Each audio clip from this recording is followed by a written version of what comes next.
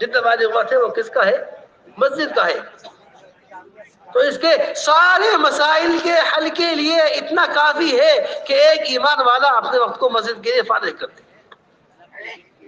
اس کے سارے مسائل کے لیے صرف اتنا کافی ہے کہ ایک ایمان والا اپنے وقت کو کس کے لیے فارغ کر دے؟ مسجد کے لیے فارغ کر دے۔ اس کی نماز درست ہو جائے گی، اس کے معاملات درست ہو جائیں گے، اس کا معاشرہ درست ہو جائے گا، اس کی ہر بگڑی ہوئی چیز کو اللہ تعالیٰ بنا دیں گے، ہر مشکل اس کی دور ہو جائے گی۔ صرف اپنے آپ کو مسجد سے جوڑ لے۔ اپنے آپ کو کس سے جوڑ لے؟ مولانا رحمۃ اللہ علیہ فرمایا کرتے تھے کہ ساری فساد کی اور ساری خرابی کی اور ساری پریشانیوں کی جو واحد جڑ ہے وہ یہ ہے کہ ایمان والے نے اپنے آپ کو مسجد والا نہیں بنایا۔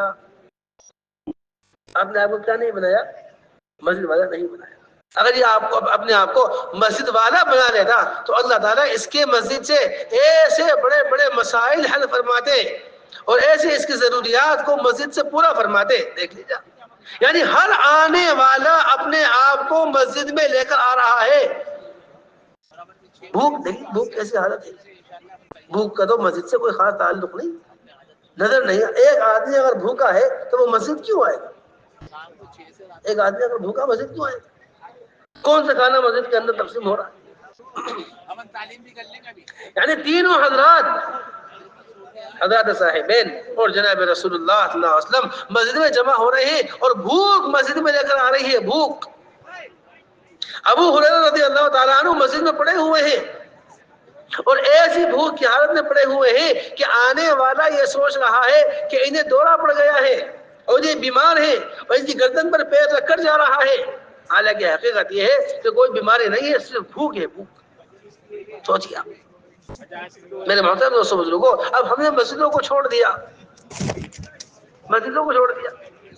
اذان ہو جائے اور یہ بھاگتا ہوا اپنے کام سے کاروبار سے اٹھ کر مسجد میں جائے اور وہاں سے نماز پڑھ کر فارغ ہو کر ایسا نکل کر بھاگے، ایسا نکل کر بھاگے جیسا بتکا ہوا کوئی اونٹ ہوتا ہے، جیسا بتکا ہوا کوئی اونٹ ہوتا ہے۔ اور اگر وہاں کسی کو ایسے وہ دیکھ لے تو یار دوست ہو جس کے ساتھ بیٹھ کر دو بات بکواس کر سکتا ہو اس کے ساتھ بیٹھ جائے، ورنہ اس کا مسجد سے کوئی تعلق نہیں۔ لعل رجل يدخل المسجد كالبعير النافر، بتکے ہوئے اونٹ کی طرح، مست اونٹ کی طرح۔ یہ فرما رہے ہیں عمر رضی اللہ تعالیٰ عنہ کہ تم میں سے تمہارا حال تو یہ ہوگا، کارگزاری لے رہے ہیں کہ تمہارا حال تو یہ ہوگا کہ مسجد میں ایک شخص ایسا داخل ہوتا ہوگا جیسا بتکا ہوا اونٹ ہوتا ہے، بتکا ہوا اونٹ جیسا کیا ہوتا ہے؟ بتکا ہوا۔ اگر اپنے یار دوست کو مل گیا تو بیٹھ کر دو باتیں اس سے کر لی، اور اگر کوئی نہیں ہے تو وہاں سے کیا ہوگا؟ ساری خرابی جو آئی ہے، ساری خرابی جو آئی ہے وہ مسجد کے چھوٹ جانے سے آئی ہے۔ اگر بے ایمانی آئی ہے تو مسجد سے آئی ہے، اس کے چھوٹ جانے سے آئی ہے۔ معاشرہ بگڑا ہے تو مسجد سے تعلق کٹنے کی وجہ سے بگڑا ہے، معاملات خراب ہوئے ہیں تو یہاں سے تعلق کٹنے کی وجہ سے خراب ہوئے ہیں، ورنہ تو مسجد سے تو سارا علم جاری ہو رہا ہے اور ہر آنے والا مسجد سے اپنا علم لے رہا ہے۔ جناب رسول اللہ صلی اللہ علیہ وسلم ایسی تعلیم، ایسا اخلاق، ایسے اخلاق مسجد سے پیش کر رہے ہیں جو اخلاق پوری قوم کے ہدایت پر آنے کا سبب بن رہا ہے۔ دیکھ لیجیے یہ اخلاق کی تعلیم کہاں سے مل رہی ہے؟ یہ اخلاق کی تعلیم مسجد سے مل رہی ہے۔ آنے والا مسجد میں کھڑے ہو کر ایسی بے ادبی کے ساتھ پیشاب کر رہا ہے جی۔ ایک آدمی مسجد میں داخل ہوا اور کھڑے کھڑے کیا کر رہا؟ بالا قائمن، پورا کھڑے ہو کر پورا پیشاب کر رہا ہے، اور جناب رسول اللہ صلی اللہ علیہ وسلم اس کو روکنے والے پر ناراض ہو رہے ہیں کہ اس کو مت روکو، کیونکہ یہ جو پیشاب روکے گا اس سے اس کو تکلیف ہوگی۔ سوچیے آپ کیسے اعلیٰ اخلاق یہاں سے اس کی تعلیم مل رہی ہے۔ اگر ہمارے علماء کرام مسجد کو وقت دینے لگے اور ہم ان سے درخواست کر کے ان کو مسجد میں لے کر آئیں اور یہاں لا کر بٹھا کر ان سے علم حاصل کریں، حلقے لگوائیں۔ سلمان فارسی رضی اللہ تعالیٰ عنہ گورنر ہے، گورنر صاحب حکومت کر رہے ہیں، سارے جتنے پورے دن کے اندر کام ہوا کرتے تھے، حکومتی وسائل جتنے ہوا کرتے تھے ایک گورنر صاحب کی جو ذمہ داری ہوا کرتی تھی، سارے کام پورے فرما کر مسجد میں آ رہے ہیں اور یہاں آ کر تنہا گشت شروع کر رہے ہیں، اور روایت میں آیا ہے کہ ایسا زبردست گشت سلمان فارسی رضی اللہ عنہ فرمایا کرتے تھے، اور اپنے گشت کے اپنی ملاقات کے ذریعے سے 1000 کے قریب آدمی جمع کر لیا کرتے تھے، اور ان کو سورہ یوسف سکھا رہے ہیں بیٹھ کر، سورہ یوسف سکھا رہے ہیں ان کو بیٹھ کر سلمان فارسی رضی اللہ عنہ، گورنر صاحب سارے ملک کے کام پورے کر کے، پورے دن سارے کام سمیٹ کر مسجد میں آ کر گشت کر کے ملاقات کر کے ایک ایک کو مسجد میں لا رہے ہیں، 1000 آدمی جمع ہو جاتے ہیں، ان کو کیا سکھاتے ہیں؟ اور بٹھا کر ایک ایک آیت لوگوں کو سکھاتے ہیں، اور ان سے یہ کہتے ہیں کہ هو خیر مما طلعت علیہ الشمس، تمہاری جتنی چیزوں کے اوپر، جتنے سونے کے اوپر، جتنی چاندی کے اوپر، جتنی زمینوں کے اوپر سورج طلوع ہو رہا ہے، ان تمام پر چیز زیادہ قیمتی یہ چند آیتیں ہیں جو میں تمہیں مسجد میں لا کر سکھا رہا ہوں۔ سوچیے کیسے اخلاق کی تعلیم دی جا رہی ہے، کیسے علم کے حلقے لگ رہے ہیں، کیسے معاملات سکھائے جا رہے ہیں، کیسے تجارت کا علم سکھایا جا رہا ہے، کیسے امانت داری کی تعلیم دی جا رہی ہے، کیسے امانت داری کی تعلیم دی جا رہی ہے، کیسے امانت داری کی تعلیم، یعنی آپ یہ سوچئے ایسا ماحول تھا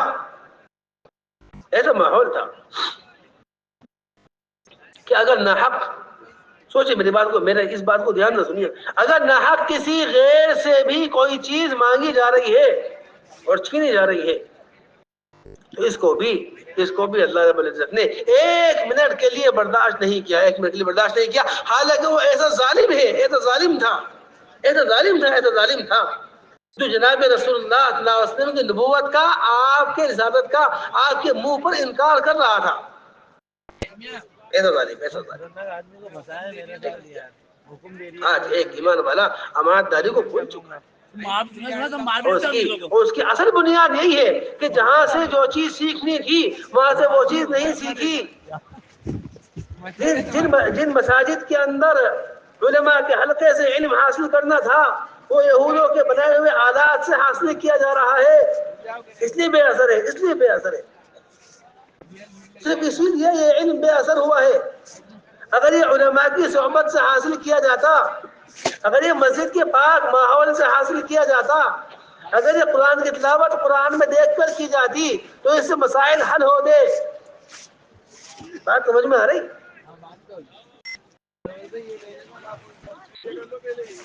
ایسی تلاوت قرآن کی ہو رہی ہے کہ آسمان سے فرشتے سننے کے لیے آ رہے ہیں، یہ کیسی تلاوت ہے؟ حاجی صاحب کو تو قرآن ایسا ماشاءاللہ کہ خود کو بھی نہ پتہ چلے پڑھ کیا رہے، جائے کہ آسمان سے فرشتے سننے آئے۔ اے اللہ کے رسول صلی اللہ علیہ وسلم، میں رات نماز پڑھ رہا تھا، میں سوچا تو صحیح کیسی نماز ہوگی جس کو سننے کے لیے آسمان سے فرشتے آ رہے ہیں، کیسی نماز ہوگی جس کو سننے کے لیے آسمان سے کیا آ رہے ہیں؟ فرشتے آ رہے ہیں۔ اور کیسا سجدہ ہوگا اس میں سارے مسائل حل ہو رہے ہیں۔ الساجد بین قدمی رحمان، سجدہ کرنے والا رحمان کے دونوں قدموں کے درمیان سر رکھے ہوئے ہے۔ میرے محترم دوستوں بزرگوں، جس کا سر رحمان کے دونوں قدموں کے درمیان رکھا ہوا ہو اس کا کون سا کام مشکل ہے؟ اس کا یہ تو بتاؤ، کون سا کام مشکل ہے؟ اس کا کون سا کام مشکل ہے؟ لیکن جہاں دل کے اندر شرک ہو اور جہاں دل کے اندر ظلم ہو، ہے نا شعر میں جو سر بسجدہ ہوا کبھی تو زمین سے آنے لگی صدا، تیرا دل جو ہے سنم آشنا، تجھے کیا ملے گا نماز میں؟ ایک آدمی اپنے دل کے اندر ایسے باطل خیالات، اپنے دل کے اندر ایسا خالی دل جس کے اندر نہ اللہ کا رسول، ایسے خالص دل کو لے کر اللہ کے سامنے ایسی مایوسی سجدہ کرتا ہے، کیا ملا اس کو؟ اور اب ایک ایمان والا اس لیے مطمئن ہے، ہم غیروں کو ان کی دنیا میں احکامات توڑتے ہوئے کامیاب ہوتا ہوا دیکھتے ہیں، اس سے ہمارا یقین بگڑتا ہے. ساری بات کوئی حکموں کو توڑ رہا ہے، کوئی حکموں کو توڑ کر اپنی دنیا میں کامیاب ہو رہا ہے، اس کو کامیاب ہوتا دیکھ کر ایک ایمان والے کا یقین بگڑ رہا ہے. یہ حکموں کو توڑنے کے باوجود کامیاب ہے، یہ بے نمازی ہونے کے باوجود کامیاب ہے، یہ بے نمازی ہونے کے باوجود اس کے اوپر کوئی حالات نہیں ہے، اس کے اوپر کوئی عذاب نہیں ہے. ہاں، اس سے بڑا عذاب اس پر کیا ہوگا کہ اللہ نے اس کو بے نمازی بنا دیا. اس سے بڑا عذاب کیا ہوگا؟ اس سے بڑا عذاب کیا ہوگا کہ اس کی پیشانی کو اللہ نے سجدے سے محروم کر دیا. اس سے بڑا عذاب کیا ہوگا کہ اس کی پیشانی کو اللہ نے تیری پیشانی اس لائق نہیں ہے کہ ابلیس سجدہ کرے. کیا ہوگا اس سے بڑا؟ تو اللہ تعالیٰ دل کو سخت بناتے ہیں، اللہ تعالیٰ دل کو سخت بناتے ہیں، اللہ پاک خیر سے دور کرتے ہیں جس کو کرنا چاہتے ہیں. لو شاء اللہ لہدی الناس جمیعا، اگر چاہتے تو سب کو ہدایت دے دیتے، کیوں نہیں دی؟ یہ دل کو سخت بنا دیا. قسط قلوبہم کتنی جگہ پر قرآن میں آیا ہے. تو میرے محترم دوستوں بزرگوں، اس سے بھی اللہ سے پناہ مانگنی ہے کہ اللہ تو میرے دل کو خیر کے لیے میرے دل کے دروازے کھول دے. یہ ہے خیر کے لیے میرے دل کے دروازوں کو کھول دے. بات سمجھ میں آ رہی؟ چنانچہ مسجد میں کھڑا ہو کر پورا پیشاب کیا. کیسے اخلاق پیش کیے جا رہے، کیسے اخلاق. جا کر اپنی قوم سے کہتا ہے واللہ ما ضربنی واللہ ما قہرنی.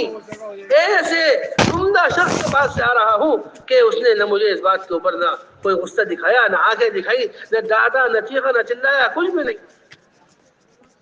میرے محترم دوستوں بزرگوں، سب سے پہلے یہ پورا مجمع عزم کرے، نیت کرے، ارادے کرے کہ روزانہ 8 گھنٹے کم سے کم مسجد کے لیے فارغ کرنے ہیں اور ہر ایمان والے کو کرنے ہیں. سب سے پہلے اس بات کا پورا مجمع عزم کہ ہم روزانہ اپنے 8 گھنٹے مسجد کے لیے فارغ کریں گے، یہاں سے اپنے دین کو لیں گے. جی صرف اپنے مسجد کو آباد کر لے، اللہ تعالیٰ ساری برائیاں، سارا فساد امت میں سے ختم کر دیں گے. ان کا معاشرہ ایسا صاف ستھرا ہو جائے گا، جی ان کے اخلاق بن جائیں گے، ان کے اندر دینداری مکمل ہو جائے گی، دین مکمل ہو جائے گا، امانت داری آ جائے گی. جی سارا دن یہاں سے ملے گا. خانہ کعبہ میں جناب رسول اللہ صلی اللہ علیہ وسلم داخل ہونا چاہ رہے ہیں کعبہ کے اندر، اور چابی دربان کے پاس ہے. اس سے چابی مانگی کہ جی چابی دے دو. چابی کا کیا کہ جناب رسول اللہ صلی اللہ علیہ وسلم اندر جائیں گے. کعبے میں فتح مکہ ہوا ہے. وہ کہتا ہے کہ میں تو ان کو نبی نہیں مانتا، نعوذ باللہ، کہ یہ تو جھوٹے ہیں. اگر یہ سچے ہوتے تو میں ان کو چابی ضرور دے دیتا. رات میں عثمان رضی اللہ عنہ کو غصہ آیا، انہوں نے اس کے ہاتھ سے چابی کو چھین لیا، اس کا ہاتھ بھی موڑ دیا، اس کا ہاتھ موڑ دیا. خانہ کعبہ کا دروازہ کھولا، اندر داخل ہوئے. اندر داخل ہی ہوئے تھے کہ آسمان سے آیت نازل ہوئی ان اللہ یأمرکم ان تؤدوا الامانات الی اہلها. کہ محمد صلی اللہ علیہ وسلم جو چابی لے کر آئے ہیں اس کو واپس کریے. جو چابی لے کر آئے ہیں چھین کر اس کو کیا کریے، اس کو واپس کریے چابی کو. میرے محترم دوستوں بزرگوں، دیکھو کیسی بڑی بات، یعنی ایک کافر اور ایک مشرک جو جناب رسول اللہ صلی اللہ علیہ وسلم کو نبی نہیں مان رہا، اور زبان سے یہ کہتا ہے کہ اگر آپ سچے ہوتے تو آپ کو چابی، آپ تو جھوٹے ہیں نعوذ باللہ، اس لیے چابی آپ کو نہیں دی. قرآن کیا کہتا ہے ان اللہ یأمرکم ان تؤدوا الامانات الی اہلها، کہ اللہ تمہیں یہ کہتے ہیں کہ جس سے جو چیز لی ہے اس کو واپس کرو. یہ آیت تو کافر کے بارے میں نازل ہو رہی ہے.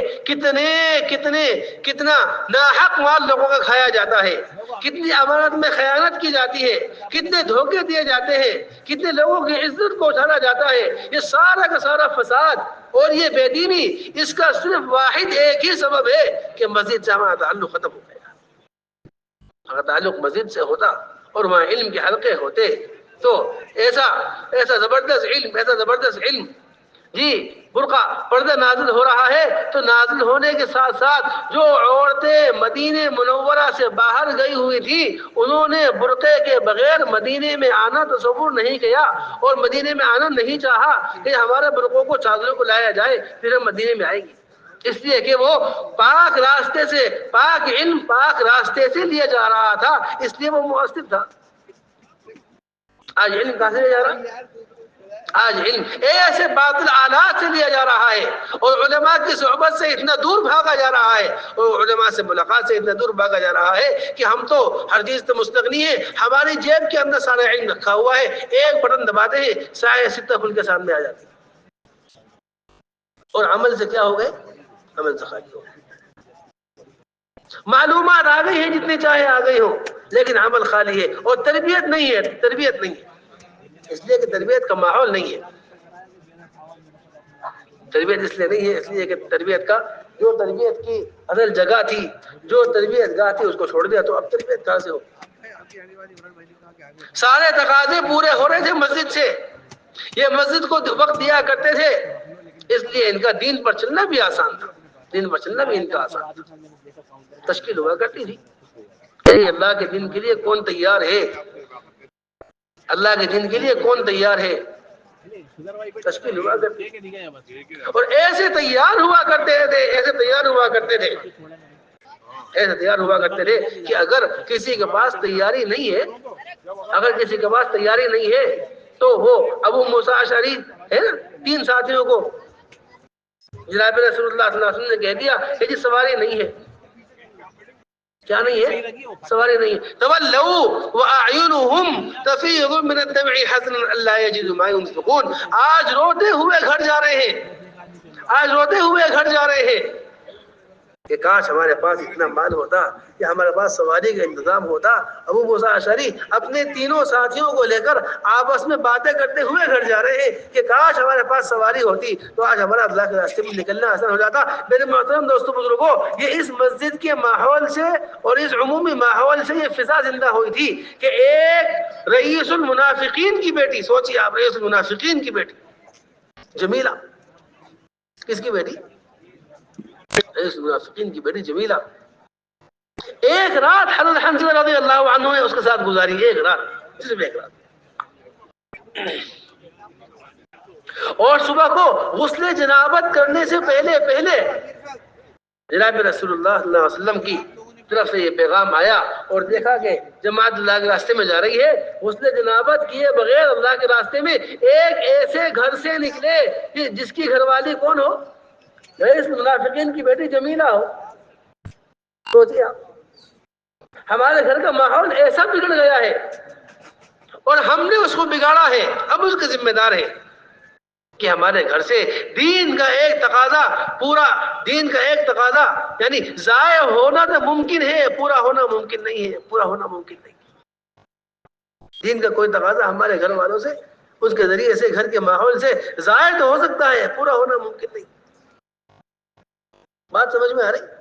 ورنہ میرے محترم دوستو بزرگوں، ایسا عمومی ماحول خروج کا، ایسا عمومی ماحول دین کا اور یعنی اللہ کے راستے میں نہ نکلنے کو اللہ کے ناراضگی کا ایسا سبب سمجھا کرتے تھے. اب تو حالت یہ ہے کہ اللہ کے راستے میں نکلنا ایک بہت بڑے خیر کا کام ہے اور ایک جناب عالی بڑے ثواب کا کام ہے. جو نکلے گا اس کو ثواب ملے گا، جو نہیں نکل رہا وہ اپنے آپ کو گناہگار نہیں سمجھ رہا. حالانکہ دین کو، اس کی محنت کو علماء نے دین کا حصہ بتایا ہے کہ یہ دین کا ایک جزو ہے، یہ دین کا ایک حصہ ہے. دین کی محنت دین کا ایک حصہ ہے، دین کا ایک جزو ہے. اس کو چھوڑنے کے نتیجے میں سارے فساد، سارے گناہ جس کام کو چھوڑنے کی وجہ سے وجود میں آئے ہوں، اس کام کو چھوڑنے کو ہم گناہ نہیں سمجھتے. ہر گناہ کو گناہ سمجھا، ہر گناہ کو گناہ سمجھا، لیکن جس گناہ کو چھوڑنے کی وجہ، جس کام کو چھوڑنے کی وجہ سے سارے گناہ وجود میں آئے ہیں، اس کو گناہ نہیں سمجھتے، اس کو کیا نہیں سمجھتے، وہ گناہ نہیں سمجھتے۔ اس لیے میرے محترم دوستوں کو سب سے پہلی بات تو یہ ہے کہ ہر شخص دین کا ذمہ دار ہے، ہر شخص دین کا ذمہ دار ہے، اور جب تک اپنے دین کو لے کر نقل و حرکت میں نہیں آئے گا، چلے گا نہیں، پھرے گا نہیں، اس وقت تک یہ دین وجود میں نہیں آئے گا، اس وقت تک یہ دین وجود میں نہیں آئے گا۔ معلومات ہیں، معلومات جو سارے میں پھیل جائیں گی، سارے میں پھیل جائیں گی، اور پھیلی ہوئی ہیں، معلومات ہیں جو سارے میں پھیل جائیں گی اور پھیلی ہوئی ہیں، معلومات ہے جو سب جگہ پھیل جائے اور پھیلی ہوئی ہے۔ یعنی ایک بے نمازی کو نماز کے سارے مسائل معلوم ہیں، اس کے جیب میں رکھے ہوئے، اس کے جیب میں سارے مسائل رکھے ہوئے، یعنی ایک بے نمازی کی جیب میں رفع یدین کی بحث تک رکھی ہوئی ہے۔ سوچیے آپ، اتنے مسائل تو شاید مولوی صاحب کو بھی یاد نہ ہو، اتنے مسائل تو شاید مولوی صاحب کو بھی نماز کے معلوم نہ ہو جتنے ایک بے نمازی کی جیب میں کیا ہے رکھے ہوئے ہیں۔ لیکن ایک سجدہ کرنے کو تیار نہیں ہے، ایک سجدہ کرنے کو تیار نہیں، ایک سجدہ کرنے کو تیار نہیں۔ اس کی واحد وجہ یہ ہے کہ جب تک اس بے نمازی کے پاس چل کر جا کر اس کو اس کے ماحول سے اٹھا کر اس کو نکال کر نماز کے ماحول میں نہیں لایا جائے گا، اس وقت تک یہ نماز نہیں پڑھے گا۔ یہ ہے حقیقی بات۔ جب تک اس بے نمازی کے پاس جا کر اس کو اس کے ماحول سے نکال کر اس کو نماز کے ماحول میں، مسجد کے ماحول میں لے کر نہیں آیا جائے گا، اس وقت تک یہ نماز نہیں پڑھے گا، یہ اس وقت تک یہ نماز نہیں پڑھے گا۔ یہ اصل بات۔ اس لیے میرے محترم دوستوں بزرگوں، نقل و حرکت یہ اللہ کا امر ہے، اللہ کا حکم ہے، اس کو اللہ کا حکم سمجھ کر پورا کرنا ہے۔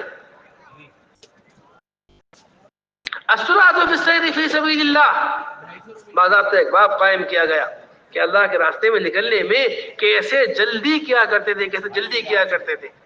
یا تو کیا ہے ارادہ ہے، ارادہ۔ آج ارادے میں نام لکھ دو، کس میں لکھ دو؟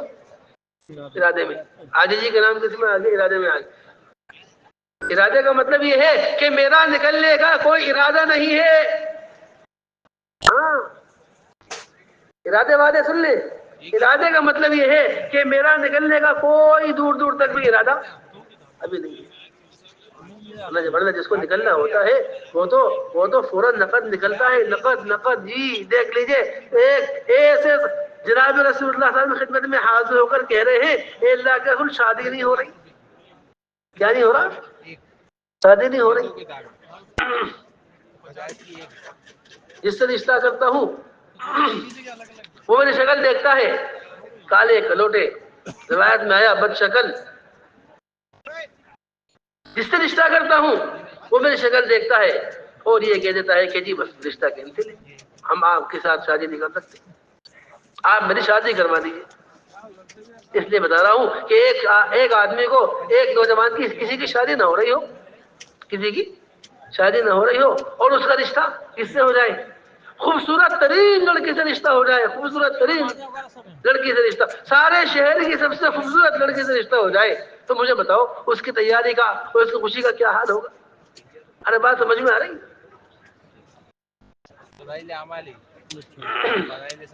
چنانچہ یہی ہوا کہ جی رشتہ نہیں ہو رہا، کہ جی رشتہ ہے، جہاں رشتہ کرتا ہوں وہ شکل دیکھ کے جاؤ فلاں کے گھر جاؤ،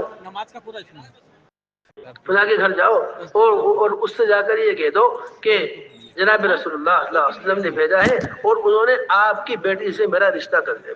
اچھی بات، چلتے ہیں، چلے گئے، جا کر کھڑکا کیا، دروازہ کھولا، وہ باہر آئے نکل کر کہ جی کیا ہے؟ انہوں نے سلام کیا، السلام علیکم ورحمۃ اللہ۔ اب انہوں نے سلام کا جواب تو دیا لیکن ان کی شکل دیکھنے لگے کہ جی یہ سلام تو کر رہے عربوں کی طرح لیکن شکل ان کی عجیب، کہ جی کیا بات ہے؟ ابھی ان کی شکل دیکھنے میں ہی گم تھے،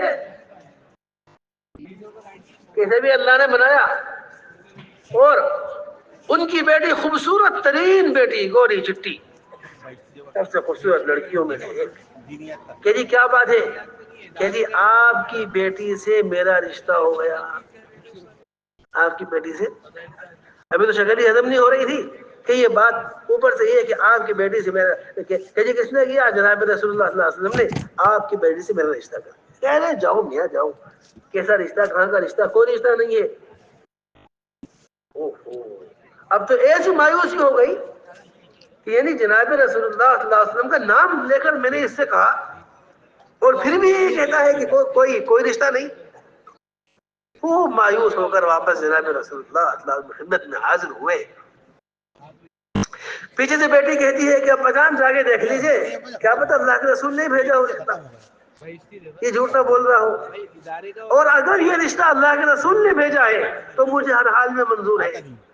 پھر میری کوئی شکایت نہیں، پھر میرا کوئی اعتراض نہیں، پھر نہ سیرت نہ صورت کچھ نہیں. پھر تو اللہ کے رسول نے کہہ دیا تو ہر حال میں منظور ہے.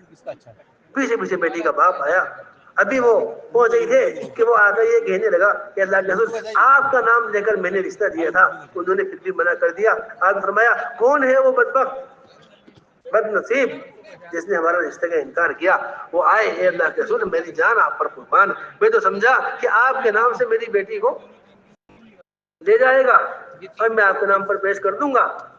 میں تو تحقیق کے لیے یہ بات کہی تھی کہ اگر آپ نے رشتہ کیا ہے تو مجھے منظور ہے کہ چلو شادی کرو. شادی کرو. شادی کی تیاری. تیاری جب وقت آیا تو ایک پھوٹی کوڑی جیب میں نہیں، ایک پھوٹی کوڑی جیب میں کچھ ہاتھ نہیں.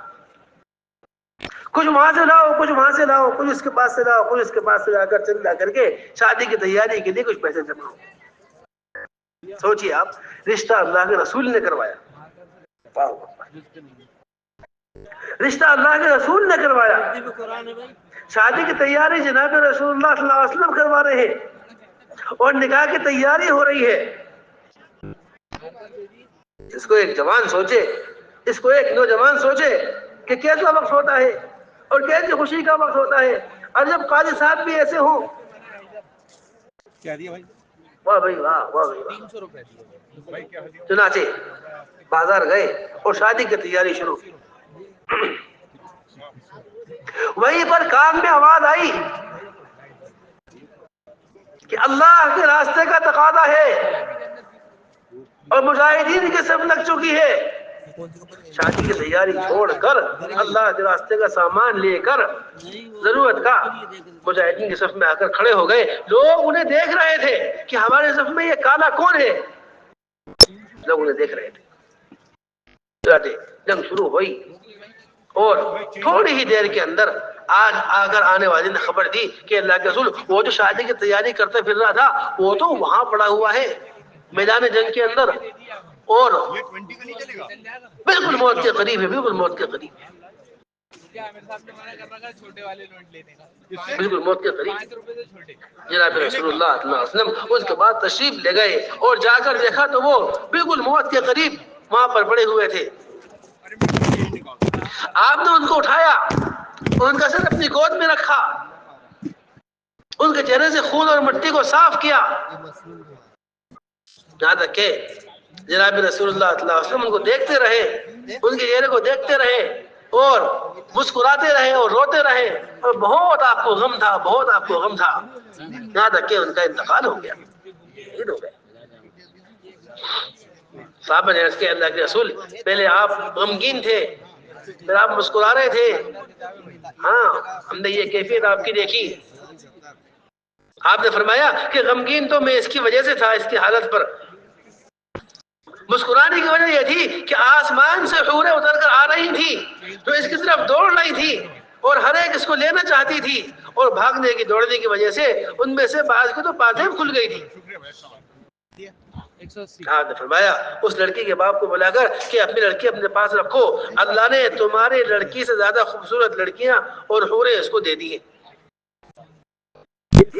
میرے محترم دوستو بزرگوں، یہ حقیقت ہے، حقیقت ہے. جب ایک آدمی اللہ کے لیے قدم اٹھاتا ہے تو اللہ تعالیٰ رحمت کے دروازے کھولتے ہیں. جو مال اللہ کے راستے میں لگا دیا گیا وہ قبول ہو گیا، قبول ہو گیا، قبول ہو گیا. جو جان اللہ کے راستے میں لگ گئی وہ قبول ہو گئی، قبول ہو گئی. اور اللہ پر اس کا اجر، اور اللہ پر اس کا اجر آ گیا، اللہ اس کو بدلہ دیں گے، ضرور دیں گے، ضرور دیں گے۔ میرے وطن دوستوں کو حقیقت بات یہ ہے، اس وقت دین کا تقاضا آئے، جس وقت دین کا تقاضا آئے اس وقت دین کے تقاضے میں لگ جانا چاہیے، ورنہ اللہ تعالیٰ ایسے کاموں میں الجھا دیں گے، ایسے کاموں میں الجھا دیں گے جو دین کو نقصان پہنچانے کا سبب بنیں گے۔ یہ حقیقی بات ہے۔ یہ حقیقی آدمی سوچتا ہے کہ میں تو دیندار ہوں، میں تو کیا ہوں، میں تو دیندار ہوں، نمازی بھی ہوں، ہاں بھلے کام بھی کرتا ہوں۔ دین کی محنت تو ان پر ہے جو اس کام میں نہ ہو، یا جن کے لیے مشکل ہو۔ ہجرت کا وقت آیا، ہجرت کرو، ہجرت ہجرت ہجرت۔ صحابہ نے ہجرت کر لی، صحابہ نے کیا کر لی؟ ہجرت کر لی۔ کچھ لوگوں کا یہ خیال ہوا کہ دیکھو ہم ایمان لے آتے ہیں اور جو یہ صحابہ کر رہے ہیں ایسا ایسا کرتے رہتے ہیں، لیکن چونکہ ہجرت ذرا مشکل ہے ہمارے لیے، ہم کمزور بھی ہیں اور یہ ہمارے کام بھی ہیں، دندے بھی ہیں مکہ مکرمہ میں، لہٰذا ہم یہی رہتے ہیں۔ سنو واقعہ کو دھیان سے سنو،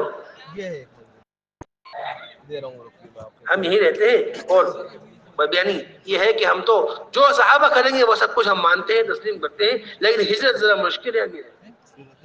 نتیجہ یہ ہوا کہ جب بدر کا موقع آیا، جب موقع کس کا آیا؟ بدر کا موقع آیا، اور ہجرت صحابہ آئے جو ہجرت کر چکے تھے، جو ہجرت کر چکے تھے وہ آئے۔ چنانچہ مشرکین نے ان لوگوں کو استعمال کیا جو وہاں پر جنہوں نے ہجرت نہیں کی تھی اور وہ اپنے آپ کو مسلمان سمجھتے تھے، ان سے یوں کہا کہ بھائی دیکھو تمہارے ادھر سے مسلمان آ رہے ہیں اور ادھر سے ہم جا رہے ہیں، تم ایک کام کرو، جنگ نہ کرنا، قتال نہ کرنا، کیونکہ تمہارے خیال میں تم مسلمان ہو، جنگ نہ کرنا، قتال نہ کرنا، البتہ ہماری تعداد کو بڑھانے کے لیے ہمارے ساتھ چلو، ہماری تعداد کو بڑھانے کے لیے کس کے ساتھ چلو؟ یعنی عجیب بات یہ ہوئی کہ یہ ان کی تعداد کو بڑھانے کے لیے ان کے اعلی کار بن گئے اور ان مشرکین کی تعداد میں اضافے کے لیے ان کے ساتھ چلے گئے، لیکن ان کا خیال یہ تھا کہ ہم مسلمان اور ہم تو صحابہ میں سے ہی ہیں، ان کا خیال یہ تھا کہ ہم تو صحابہ میں سے ہی ہیں۔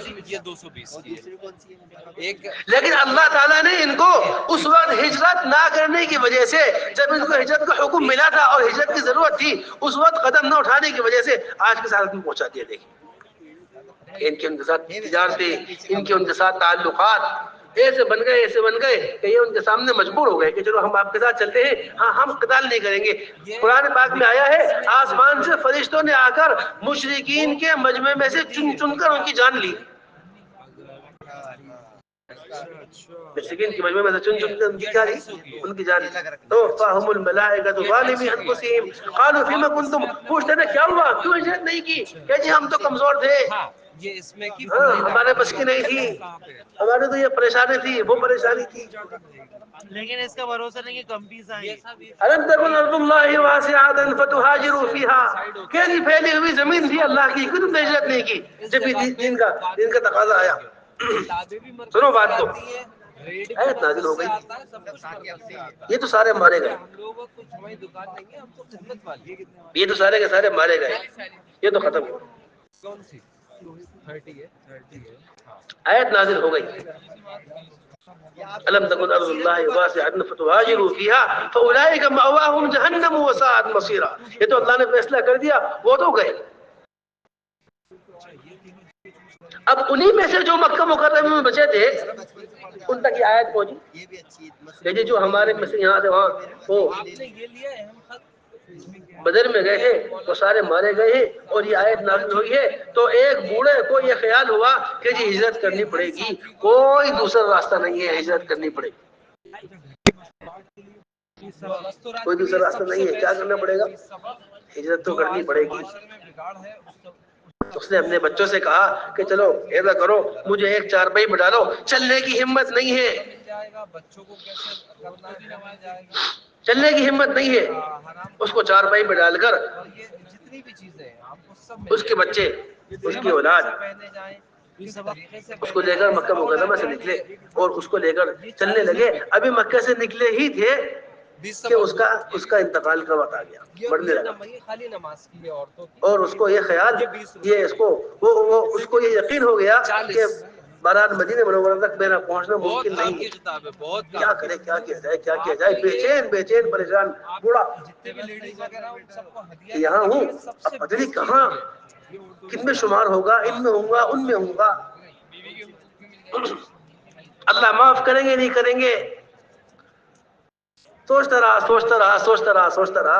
روایت میں ہے اس کے دماغ میں ایک بات آئی اور اس نے یہ کام کیا کہ بستر پہ لیٹے لیٹے یہ اپنا دانا ہاتھ اٹھایا اور یہ ہاتھ اٹھا کر کہنے لگا کہ اے اللہ، یہ تو تیرا ہاتھ ہے. یہ کس کا ہاتھ ہے؟ یہ تیرا ہاتھ ہے. اور بائیں ہاتھ اٹھا کر کہنے لگا کہ محمد صلی اللہ علیہ وسلم کا ہاتھ ہے. یہ کس کا ہاتھ ہے؟ یہ محمد صلی اللہ علیہ وسلم کا ہاتھ. ہر اس بات پر جس بات پر محمد صلی اللہ علیہ وسلم نے تجھ سے عہد کیا ہے اور تو نے ان سے عہد کیا ہے، اے اللہ میں ہر اس بات پر تجھ سے عہد کرتا ہوں. اور یہ کہہ کر کہنے لگا کہ تو مجھے معاف کر دے، اور یہاں اس کی جان نکل گئی. یہ انگلش میں صرف اس بات پر کہ اس نے اللہ کے راستے میں قدم اٹھایا.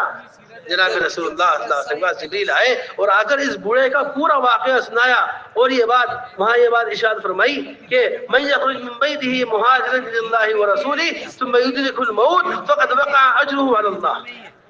واٹس ایپ لینگویج میں کہ جو اللہ کے لیے قدم اٹھا لے گا، اپنے گھر سے نکل جائے گا، اللہ کے راستے میں اپنے وقت کو لگا دے گا، اللہ پر اس کا اجر ہے. میرے محترم دوستو بزرگوں، بات یہ ہے کہ جس نے اللہ کے لیے قدم اٹھایا اس کے قدم کی اللہ نے لاج رکھی ہے. جس نے اللہ کے لیے جان لگائی اللہ نے اس کو انعامات سے نوازا ہے. جی ایسا نہیں ہے. وہ تو ایسے نکل رہے ہیں اپنے گھر سے کہ واپس آنے کی تمنا ظاہر کر رہے ہیں کہ واپس اپنے گھر میں آنا ہی نہیں چاہتے. اللہم لا تردنی الی اہلی، اللہ ایسے نکال دے کہ کبھی گھر میں واپس نہ آئے. کبھی گھر میں کھانا ہے، کبھی اپنے گھر واپس نہ آئے. ایسا نکال دے اپنے راستے کے لیے، ایسا قبول کر لے. اور یہاں تو چلہ لگتا ہے، چلہ. امیر صاحب ٹکٹ کب کا ہے؟ 27 کا. کہ چلہ تو 25 کو پورا ہو رہا. چلہ کہاں پورا ہو رہا؟ 30. امیر صاحب ٹکٹ تو پیچھے بھی ہو سکے، یہ تو 2 دن آگے بڑھ گیا. کیلنڈر دیکھ کے ہم چلہ پورا کرتے ہیں کہ کب کو جماعت واپس جائے گی، کب کا ٹکٹ ہے، کب نکل کر آئے گا. 330 ایک بار پہ کر لوں. تو وہاں کیا ہو رہا؟ وہاں یہ حالت ہے کہ جناب رسول اللہ صلی اللہ علیہ وسلم اپنی تمنا ظاہر فرما رہے ہیں. وجدت انی اغزو فی سبیل اللہ فاقتل ثم اغزو فاقتل ثم اغزو فاقتل. جی کہ اللہ کے راستے میں یہ تمنا ظاہر کرتا ہوں کہ میری چاہت تو یہ ہے کہ اللہ کے راستے میں نکلوں، اللہ کے راستے میں نکلوں اور قتل کر دیا جاؤں، پھر نکلوں پھر قتل کر دیا جاؤں، اور پھر نکلوں پھر قتل کر دیا جاؤں. یہ تو حالت ہے. 330. اور یہ حالت کیا ہے؟ کہیں ایک چلہ لگ جائے، ایک چلہ کافی ہے. ایک چلہ لگ جائے کیا ہے؟ ایک چلہ کافی ہے. 40. اور وہ اس کی وجہ یہ ہے کہ سامنے کوئی مقصد نہیں ہے. سامنے کیا نہیں ہے؟ 110. ہاں 130. سامنے کوئی تاجر کے سامنے مقصد ہوتا ہے، اس لیے پورے دن دکان پر بیٹھنا آسان ہے. جی 170. 150. اس لیے پورے دن کیا کرنا آسان ہے. دکان ملازم کے سامنے مقصد ہوتا ہے، اس لیے پورے دن بوجھ اٹھانا آسان ہے. ایک مقصد ہے. 100. زمیندار کے سامنے ایک مقصد ہے، اس لیے رات دن کی تکالیف، سردی گرمی سب برداشت کرنا آسان ہے. 80. اللہ کی زمین سے شرک کی ظلمت ختم ہو جائے، 100% نمازی زندہ ہو جائیں، ہر آدمی اللہ کو ماننے والا بن جائے، ہر کچے پکے گھر کے اندر کلمہ لا الہ الا اللہ، ہر ایمان والے کے ہر سینے کے اندر، ہر دل کے اندر یہ کلمہ اپنی حقیقت کے ساتھ پہنچ جائے. 220. جب تک یہ مقصد سامنے نہیں ہوگا اس وقت تک تو چلے گا. اب آپ یہ بتائیے کہ اس مقصد تک پہنچنے کے لیے اس چیز کو زندہ کرنے کے لیے اللہ کافی، رسی سے بندھوا دوں 4 مہینے کافی ہیں، ارے علماء کا سال کافی ہے۔ ہر شخص پوری زندگی کی نیت کرے، پورا جان اللہ کے لیے، پوری جان اللہ کے لیے، پورا مال اللہ کے لیے، دیر کے لیے دور کے لیے، جہاں بھیجا جائے، جتنی دیر کے لیے بھیجا جائے، ہم سب تیار ہیں۔ میرے ساتھ رحمت اللہ علیہ فرمایا کرتے تھے جب تک ہر سال کے 4 مہینے نہیں لگائے جائیں گے ایمان کی حلاوت نہیں چکھے گا۔ کیا نہیں کرے گا؟ ہر سال کی کیا نہیں لگائے گا؟ ہر سال کے 4 مہینے نہیں لگائے گا۔ ایمان کی حلاوت کیسے نہیں چکھے گا؟ ایمان کی حلاوت ایسی نہیں چکھے گا جب یہ اپنے گھر سے 4 مہینے کا بستر باندھ کر نکلے گا، جب یہ اپنے گھر سے 4 مہینے کا بستر باندھ کر نکلے گا۔ اب اس 4 مہینے کے اندر